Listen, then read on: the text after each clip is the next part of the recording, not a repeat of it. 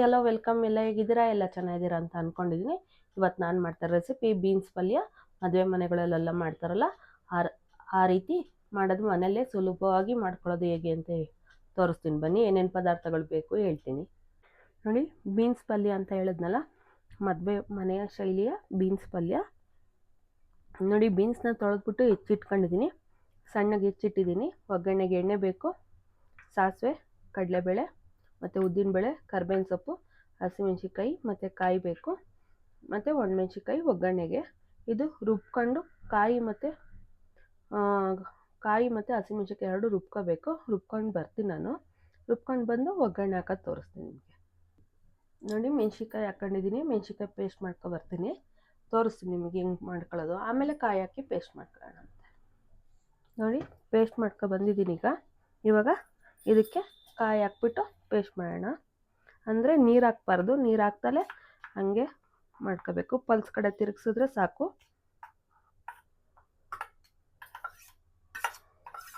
ಎಷ್ಟು ರುಚಿಯಾಗಿರುತ್ತೆ ಅಂದರೆ ಪಲ್ಯ, ಚಪಾತಿಗೆ, ಅನ್ನಕ್ಕೆ, ಬಿಸಿ ಅನ್ನಕ್ಕೆ ಮತ್ತು ರೊಟ್ಟಿ ಎಲ್ಲದಕ್ಕೂ ತಿನ್ಬೋದು. ತುಂಬ ಟೇಸ್ಟಾಗಿರುತ್ತೆ ಇದು. ಈಗ ಕಾಯಿ ಹಾಕ್ಕೊಂಡಿದ್ದೀನಲ್ಲ, ಪಲ್ಸ್ ಕಡೆ ತಿರುಗಿಸಿ ಪೇಸ್ಟ್ ಬರ್ತೀನಿ ನೋಡಿ. ಇದು ಪೇಸ್ಟ್ ಆಗಿದೆ, ಇಷ್ಟು ಮಾಡ್ಕೊಂಡ್ರೆ ಸಾಕು. ಬನ್ನಿ ಇವಾಗ ಒಗ್ಗರಣೆ ಹಾಕೋಣ ನೋಡಿ. ಕುಕ್ಕರ್ ಇಟ್ಟಿದ್ದೀನಿ, ಕುಕ್ಕರ್ ಇಟ್ಬಿಟ್ಟು ಸ್ಟವ್ ಹಚ್ಚಿದ್ದೀನಿ ನಾನು ಆಲ್ರೆಡಿ. ಎಣ್ಣೆ ಹಾಕ್ಕೊತಾ ಇದ್ದೀನಿ. ಒಂದು ದೊಡ್ಡ ಸ್ಪೂನಲ್ಲಿ ಒಂದು 4 ರಿಂದ 5 ಸ್ಪೂನಷ್ಟು ಎಣ್ಣೆ ಹಾಕ್ಕೊತಾ ಇದ್ದೀನಿ ನೋಡಿ. ಎಣ್ಣೆ ಕಾದಿದೆ, ಸಾಸಿವೆ ಹಾಕ್ತಾಯಿದ್ದೀನಿ,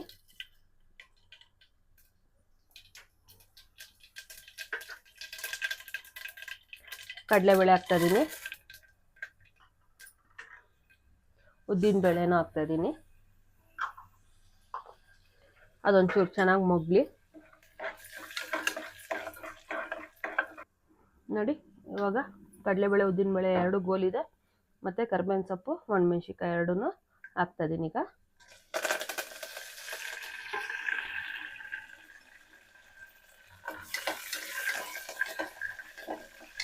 ನೋಡಿ, ಹಿಂಗೆ ಕೆಂಪಗಾಗಂಗೆ ಗೊಲಿಸ್ಕೊಳ್ಳಿ, ಚೆನ್ನಾಗಿರುತ್ತೆ. ಕಟುಮ್ ಅಂತ ಇರುತ್ತೆ ನೋಡಿ. ಬೀನ್ಸ್ ತೊಳೆದು ಹೆಚ್ಚಿ ಬಂದಿದ್ದೀನಿ ನಾನು.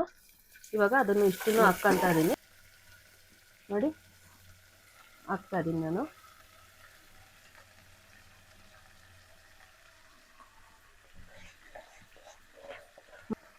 ನೋಡಿ. ಇವಾಗ ಒಗ್ಗರಣೆಲ್ಲ ಒಂಚೂರು ಮುಗಿಸ್ಕೊಳ್ಳೋಣ ನೋಡಿ. ಉರಿ ಸಣ್ಣ ಇಟ್ಟಿದ್ದೆ, ಉರಿ ಜೋರು ಮಾಡ್ಕೊತಾ ಇದ್ದೀನಿ.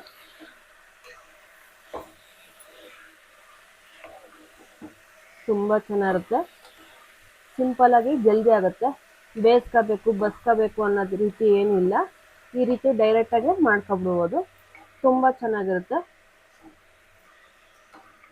ಯಾರ್ಯಾರು ಗೆಸ್ಟ್ ಬಂದರು ಅಂದರೆ ಅವ್ರನ್ನ ಕೂರಿಸಿ 5 ನಿಮಿಷ ಮಾತಾಡ್ಸೋಷ್ಟಿಗೆ ಪಲ್ಯ, ಸಾರು ಎಲ್ಲ ಆಗೋಗುತ್ತೆ. ಬೇಳೆ ಸಾರು ಪಲ್ಯ ಮಾಡಿಬಿಟ್ಟು ಊಟಕ್ಕೆ ಬಡಿಸಿದ್ರು ಆಗೋಗುತ್ತೆ. ನೆಕ್ಸ್ಟ್ ವಿಡಿಯೋದಲ್ಲಿ ನಾನು ಸಿಂಪಲ್ಲಾಗಿ ಜಲ್ದಿ ಆಗಂಗೆ ಬೇಳೆ ಸಾರು ಹೇಗೆ ಮಾಡೋದು ಅಂತ ತೋರಿಸ್ತೀನಿ ನೋಡಿ. ಇವಾಗ ಇದು ಎಣ್ಣೆ ಹಾಕಿದ್ವಲ್ಲ, ಎಣ್ಣೆಲ್ಲೇ ಮುಗ್ತಾ ಇರುತ್ತೆ. ರುಚಿಗೆ ತಕ್ಕಷ್ಟು ಉಪ್ಪು ಇವಾಗಲೇ ಹಾಕ್ಕೊಳ್ಳಿ.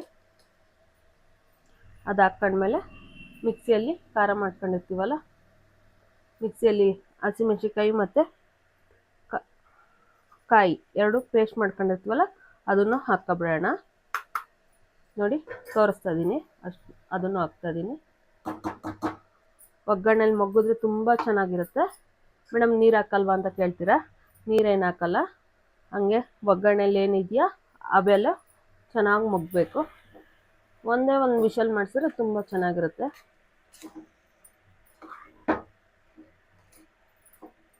ನೋಡಿ. ಸ್ಮೆಲ್ ಅಂತೂ ಘಮ ಘಮ ಅಂತ ಬರ್ತಾ ಇದೆ. ನೀವು ಮಾಡ್ಕೊಂಡು ತಿಂದು ಹೇಗೆ ಬಂತು ಅಂತ ಕಮೆಂಟ್ ಮಾಡಿ, ಲೈಕ್ ಮಾಡಿ, ಶೇರ್ ಮಾಡಿ, ಸಬ್ಸ್ಕ್ರೈಬ್ ಮಾಡಿ. ಬೆಲ್ ಐಕಾನನ್ನು ಒತ್ತಿ, ನೋಟಿಫಿಕೇಶನ್ ಬರುತ್ತೆ. ಕಲರ್ಫುಲ್ ಆಗಿರೋದು ಇದೆ.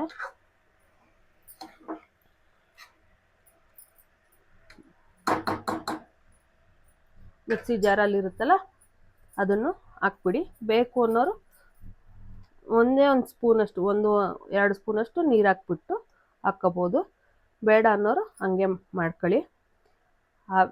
ಬೀನ್ಸಲ್ಲಿ ನೀರಿನ ಅಂಶ ಇರುತ್ತಲ್ಲ, ಚೆನ್ನಾಗಾಗುತ್ತೆ.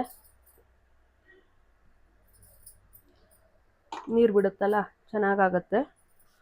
ಎಷ್ಟು ಟೇಸ್ಟಾಗಿರುತ್ತೆ ಬೀನ್ಸ್ ಪಲ್ಯ ಅಂದರೆ ತುಂಬ ಚೆನ್ನಾಗಿರುತ್ತೆ.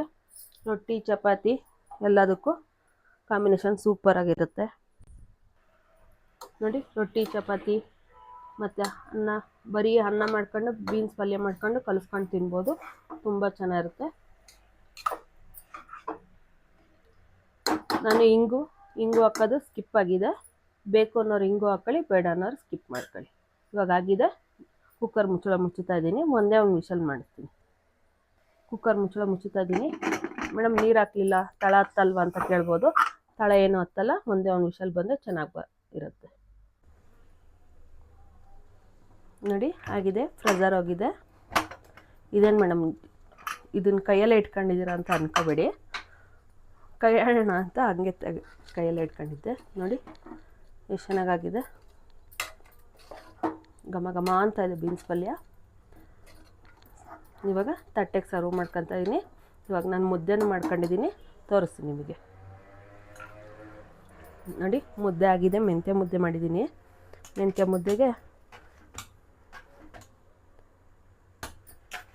ಮುದ್ದೆ ಮಾಡ್ಕೊಂಡಿದ್ದೀನಿ.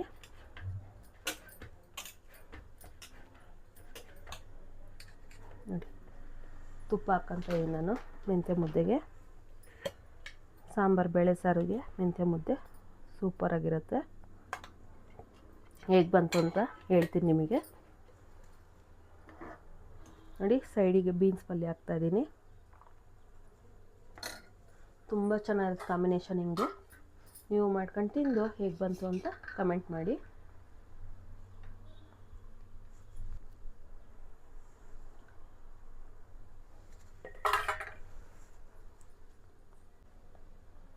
ನೋಡಿ, ಬೀನ್ಸ್ ಪಲ್ಯ ಟೇಸ್ಟ್ ಮಾಡಿ ಹೇಳ್ತಾ ಇದ್ದೀನಿ ನಿಮಗೆ ಹೇಗೆ ಬಂತು ಅಂತ.